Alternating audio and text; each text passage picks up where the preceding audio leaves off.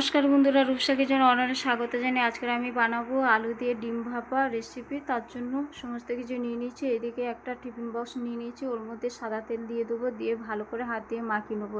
তারপরে 3টে ডিম নিয়ে নিয়েছি, ফাটিয়ে দেবো। এবার ওর মধ্যে দিয়ে দেবো লবণ, লঙ্কার গুঁড়ো, জিরে গুঁড়ো, হলুদ গুঁড়ো দিয়ে ভালো করে ঘেঁটে নেবো। ঘেঁটে নিয়ে মুখটা বন্ধ করব। তারপরে কড়া বসে কড়াতে জল দিয়ে জলটা হালকা গরম হয়ে গেছে। এবার টিফিন কাঠিটা বসিয়ে রাখবো, তা ওর ওপরে নোড়াটা চাপিয়ে দেবো। 10-15 মিনিটের মতন মিডিয়াম আছে বসিয়ে রাখবো। এইদিকে আলুটা আমি ছাড়িয়ে নেবো। দেখতেই পাচ্ছ বন্ধুরা, আমার আলু ছাড়ানো হয়ে গেছে। এবার আলুটা কেটে নেবো, পেঁয়াজটাও কেটে নেবো কুচি কুচি করে।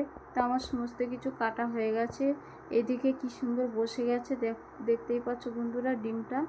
এবার আমি ছুরির সাহায্যে মিডিয়াম সাইজ করে কেটে নেবো, টুকরো টুকরো করে। দেখতে পাচ্ছ কত সুন্দর উঠে গেছে। এভাবে সমস্ত টুকরোগুলো আমি তুলে নেব।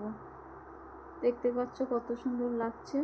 এবার আমি কড়া বসে কড়াতে তেল দিয়ে ডিমের টুকরোগুলো আমি ভেজে নেব। ভাজা হয়ে গেছে, এবার আমি তুলে নেব। তুলে নিয়ে ফোড়নে দিয়ে দেবো এলাচ, দারচিনি, লবঙ্গ, তারপরে শুকনো লঙ্কা, তেজপাতা, তারপর পেঁয়াজ কুচি। পেঁয়াজটা হালকা করে ভেজে নেব।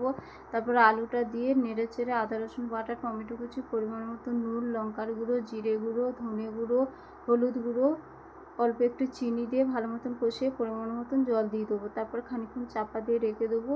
এবার ঝোলটা ফুটে উঠেছে, ঝোলের মধ্যে ডিমের টুকরোগুলো দিয়ে দেবো। দেখতেই পাচ্ছ বন্ধুরা, ভালো মতন সিদ্ধ হয়ে গেছে। এবার গরম মশলা দিয়ে দেবো, ওপর থেকে ধনে পাতা দিয়ে নামিয়ে নেবো।